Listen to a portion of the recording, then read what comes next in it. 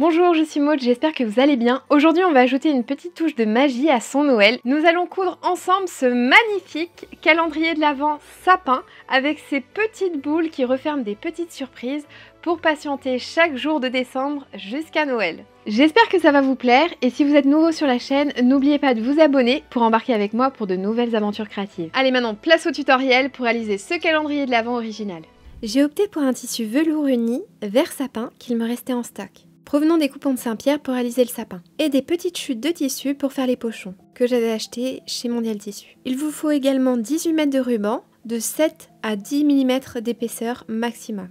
J'en avais en stock, mais j'ai aussi opté pour ceux de Sostrin Green. Il vous faut aussi des badges numéros de calendrier de l'Avent, et des autocollants ronds de 38 mm, ainsi que de la ouate. À peu près 250 à 300 grammes suffisent. Et les patrons du sapin et pochons que nous allons faire.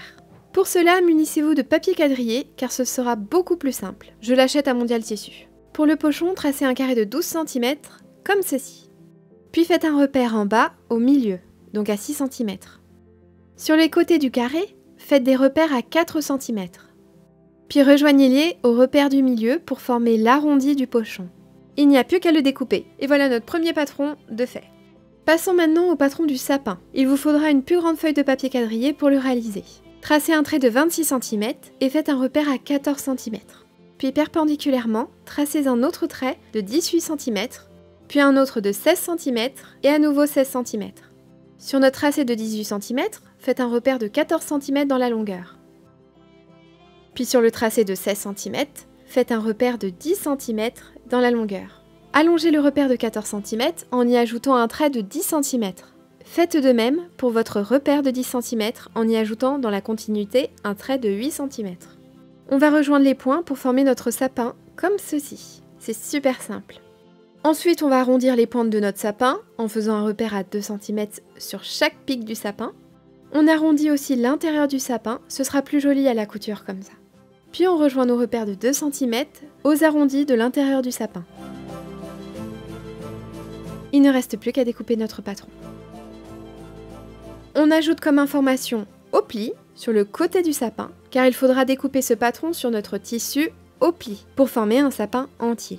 Et j'ai aussi inscrit x4, car il faut le découper 4 fois au pli dans notre tissu. On a nos deux patrons de réaliser, place à la découpe des pièces. J'épingle le patron pochon sur mon tissu et je découpe avec mes ciseaux de couture. Je dois découper 48 pochons dans le tissu.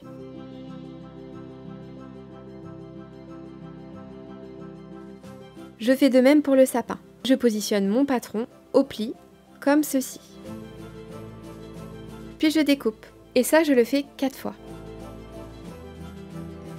Comme ça, j'ai 4 sapins entiers. Donc on a fini de découper toutes nos pièces dans le tissu. On a bien 48 petits morceaux de tissu pour les pochons. Donc j'en ai fait de 2 coloris différents. Et ensuite, on a bien aussi nos 4 morceaux de tissu sapin qu'on voit juste ici. Donc maintenant, on va assembler 2 sapins l'un contre l'autre, donc endroit contre endroit, comme ceci.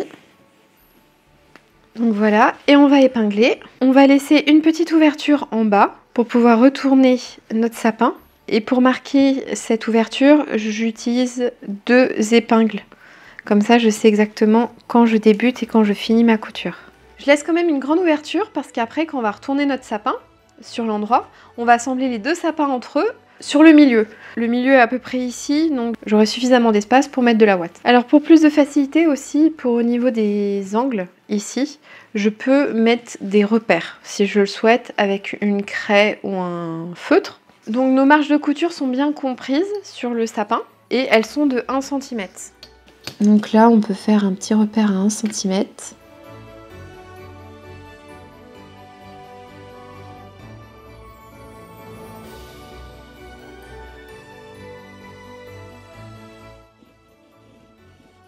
Donc là, on a bien nos marges de couture qui ont été faites tout autour. Ça peut vous faciliter la vie, surtout si vous êtes débutant en couture.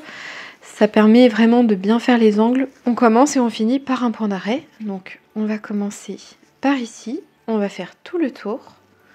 Et on va s'arrêter ici. Et comme ça, on aura notre ouverture qu'on fermera par la suite. Et donc là, je vais coudre à 1 cm. Donc là, je suis bien mes traits que j'ai fait au préalable à la craie.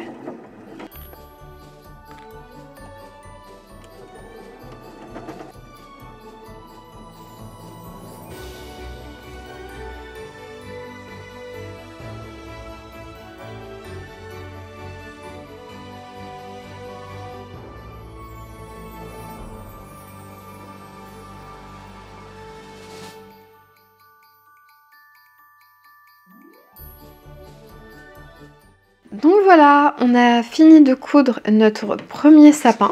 Donc je vais vous montrer comment on dégarnit les angles maintenant, pour qu'ensuite vous ayez plus qu'à reproduire la même chose avec l'autre sapin. Donc voilà le rendu. Alors le velours c'est pas évident. J'ai voulu utiliser ça parce que c'était le seul tissu que j'avais en stock qui était vert sapin. Mais c'est vraiment pas une matière évidente. Je vous préconise vraiment plutôt d'utiliser du coton pour réaliser votre calendrier de l'Avent. Ce sera beaucoup plus simple et beaucoup plus joli, je pense. Donc là, on coupe à l'extrémité comme ceci, la pointe. Et ensuite, on dégarnit, en fait, pour avoir moins de matière au niveau des pointes. On fait attention de ne pas couper nos marges de couture pour avoir ce rendu-là. Là, on a vu pour ce qui est des angles, mais on a aussi des arrondis. On va juste couper comme ceci. On va faire des entailles dans le tissu. Voilà, au niveau de l'arrondi. Donc là, je vous montre, on a réalisé des entailles au niveau des arrondis du sapin. Et il ne nous reste plus qu'à faire la même chose pour tout le reste. À couper tous les angles et à cranter tous les arrondis.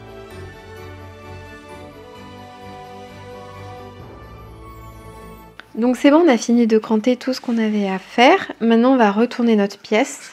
Et là, je vais m'aider du coup de ma baguette chinoise pour retourner ma pièce et surtout pousser pour avoir les bons angles. Donc là, on va devoir repasser un petit peu, bien évidemment, pour mettre toutes les coutures à plat. Ce sera plus joli et ce sera plus facile aussi à coudre le milieu. Donc ça y est, j'ai fini mes deux sapins. Donc maintenant, on va repasser. Principalement ici où il y a les arrondis de mon sapin pour bien aplatir tout ça, pour que ce soit vraiment parfait une fois qu'on va les coudre ensemble. On va replier la marge de couture d'1 centimètre. Je replie vers l'intérieur comme ceci, voilà. Et petit coup de fer à repasser. Donc ça y est, j'ai fini de repasser mes deux sapins. Maintenant, il va falloir les assembler. Donc je vais poser mes deux sapins l'un sur l'autre et faire une couture au milieu.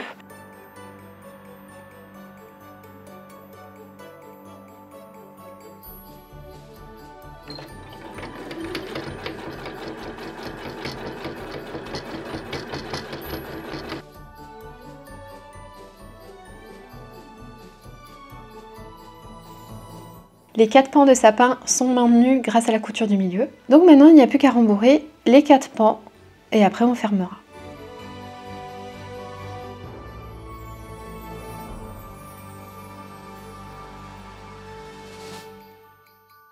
Ça y est, j'ai fini de rembourrer mon sapin. Il restera juste à fermer ici, comme vous pouvez le voir. Donc vous pouvez finir au point invisible à la main, ou la version plus rapide à la machine à coudre au point droit. Voilà, faites une petite couture, de toute manière ça ne se verra pas puisque le sapin va être posé sur une table. Et ensuite on va passer au petit pochon. Et vous allez voir, c'est super simple et rapide à faire, comme toujours.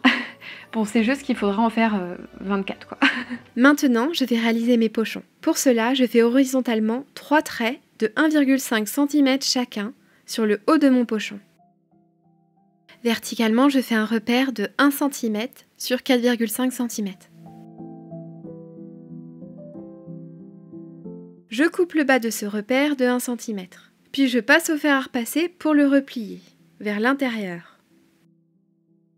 Je replie ensuite mon tissu sur mes repères pour former une sorte d'ourlet. Je plie à 1,5 cm une première fois, je passe au fer à repasser pour former mon premier pli, puis je replie à nouveau à 1,5 cm et je repasse.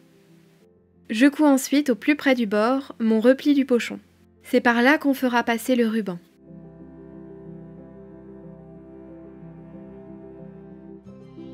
Voilà le résultat. Maintenant on rassemble deux pochons endroit contre endroit. La partie plate du pochon, pas celle où on vient de coudre, car on ne veut pas voir justement ce repli. Puis on les coud ensemble à 1 cm. Il ne reste plus qu'à cranter notre pochon en enlevant de la matière. Pour cela, on fait des entailles en forme de petits triangles, espacés les uns des autres. Comme ceci. Puis on retourne notre pochon. Ensuite, on prend une épingle à nourrice pour insérer plus facilement le ruban dans notre pochon. Chaque ruban fait 36 cm de long. Puis on le fait passer dans la coulisse et ressortir de l'autre.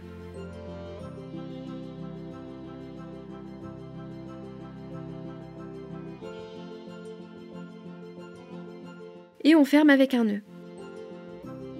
On remet ensuite un autre ruban en l'insérant cette fois de l'autre côté, puis on fait un nœud. Et voilà le pochon fini. Et là, il n'y a plus qu'à ajouter le petit badge numéro sur le devant du pochon. On a bientôt fini le calendrier de l'Avent.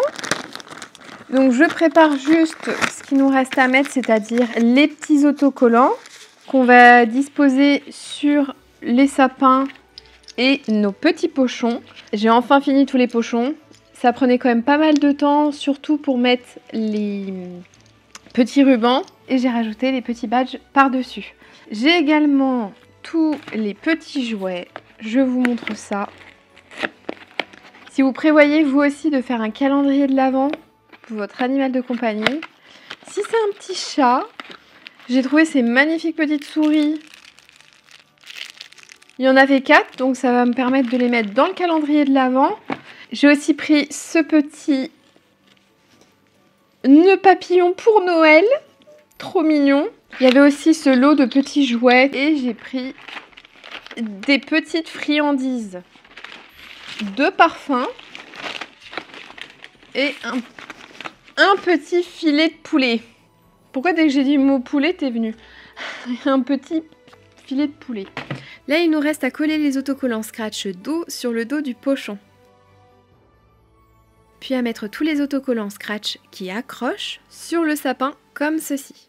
Vous pouvez bien évidemment mettre les autocollants scratch doux sur le sapin et mettre les scratch qui accrochent sur le dos du pochon. C'est vous qui voyez.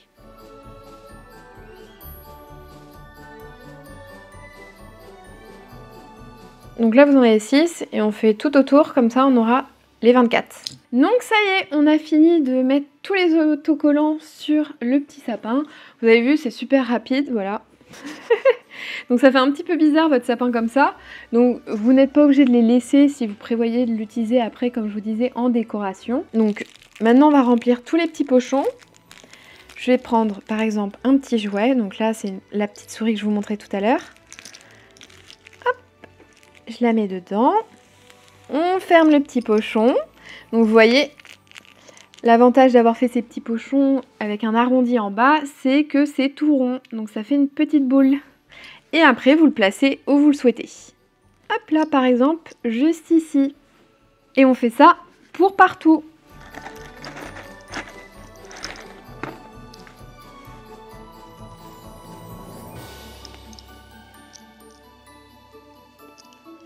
Pas mal, non? Bon, en tout cas, j'ai intérêt à faire ça bien. Parce que j'ai un petit observateur là. Oui, bonjour monsieur. Vous m'observez en train de faire votre calendrier de l'Avent ?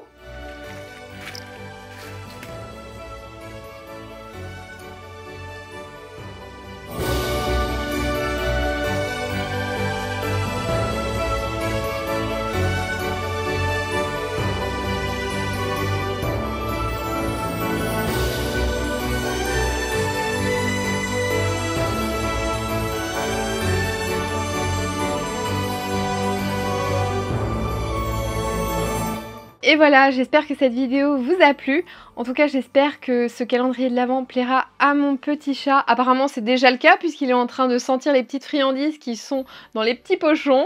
Mais il devra quand même attendre décembre comme tout le monde. Si la vidéo vous a plu, n'oubliez pas de mettre un petit pouce vers le haut et de me laisser un commentaire si vous avez des questions ou des conseils. Et si vous aimez ce genre de contenu, n'oubliez pas de vous abonner. À bientôt pour de nouvelles aventures créatives.